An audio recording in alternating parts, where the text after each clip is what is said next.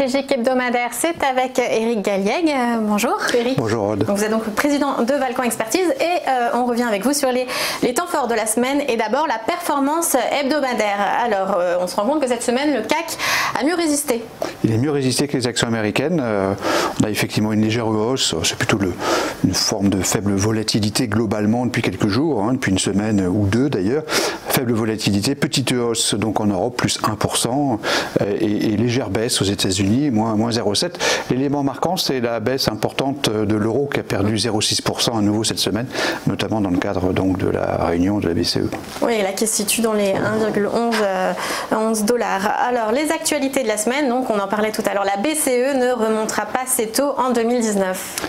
Le rendez-vous d'hier était très attendu, donc la BCE confirme une tendance, je dirais, à une politique monétaire très accommodante qui continue à servir des taux très très bas, nuls, donc stabilité des taux jusque la fin de cette année, alors que pour l'instant on imaginait plutôt jusque la fin de l'été. Donc toute chose égale par ailleurs, c'est plutôt une bonne nouvelle. On a aussi eu l'annonce de nouveaux TLTRO, donc des moyens de financement un peu exceptionnels à destination des banques, qui sont un peu moins intéressants que les précédents puisque le taux servi sera nul et non pas négatif, mais globalement c'est plutôt une bonne nouvelle monétaire. Donc plus 1 sur le scénario. L'OCDE, comme un petit peu tous les instituts d'analyse économique, qui révise ses prévisions de croissance. Forte révision en baisse des prévisions de croissance, surtout en Europe pour l'OCDE. La croissance européenne sera limitée à 1%. Cette année, c'est peu de choses. 0,9 seulement en Allemagne. La récession pour l'Italie, moins 0,2. C'est bien sûr une mauvaise nouvelle conjoncturelle, on le savait. On sait qu'on a une phase de ralentissement depuis plus d'un an. Néanmoins, le ton général, comme celui de la BCE d'ailleurs, dans sa réunion, est clairement alarmiste sur la conjoncture économique générale. Et bien sûr, c'est inquiétant et c'est négatif. Donc, moins 1 sur le scénario.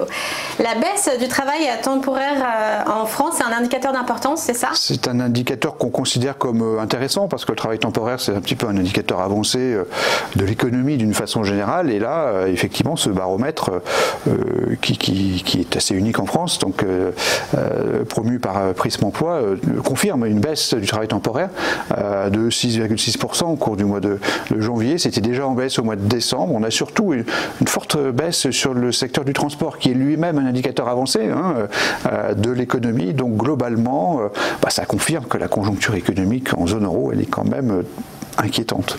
Il y a peut-être un regain, une hausse du taux de chômage.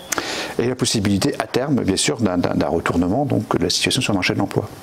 Donc moins 1 aussi sur le scénario. Et enfin, la stabilisation des anticipations de bénéfices. Alors là, vous notez plus 1, mais pourquoi? Parce qu'en général, on s'attend à ce que les bénéfices augmentent, sinon en général, les observateurs ne sont pas contents. Alors, sur le front des entreprises et de l'actualité des entreprises, l'actualité donc des prévisions de bénéfices est très importante. Et bien sûr, pour les actions, c'est quelque chose d'absolument majeur. Et ce qu'on a pu observer depuis le mois de septembre, c'est que partout dans le monde, finalement, les analystes ont eu tendance à réviser en baisse les prévisions pour l'année en cours et l'année suivante. Ce phénomène-là a l'air de s'amoindrir un petit peu depuis 2 semaines à peu près. C'est très très récent. C'est pour ça qu'on en parle dans une chronique hebdomadaire. Mais c'est quelque chose qui nous semble relativement rassurant. C'est pour ça qu'on a mis plus 1 sur ce point-là, sur cette analyse-là, parce qu'effectivement, on a le sentiment que les analystes se calment en quelque sorte, qu'ils ont intégré donc cette phase de ralentissement économique, notamment en Allemagne, qui a beaucoup souffert, en tout cas les Allemands qui ont beaucoup souffert, et que globalement, on se stabilise. Alors ça va peut-être changer demain, mais en tout cas aujourd'hui, c'est plutôt une relativement bonne nouvelle. Donc on essaie de se rassurer, et donc ça fait plus 1 sur le scénario. Donc la synthèse de la semaine. La synthèse est à nouveau nulle, donc une actualité qui ne donne pas lieu à une interprétation positive ou négative, un équilibre parfait entre des éléments négatifs en ce qui concerne donc l'élément monétaire, positif donc pour la BCE, positif du côté des bénéfices globaux, et négatif donc en ce qui concerne la conjoncture économique. Donc le chapitre économique est très négatif cette semaine, avec donc la révision baisse drastique des prévisions de l'OCDE et ce signal négatif du côté du travail temporaire en France.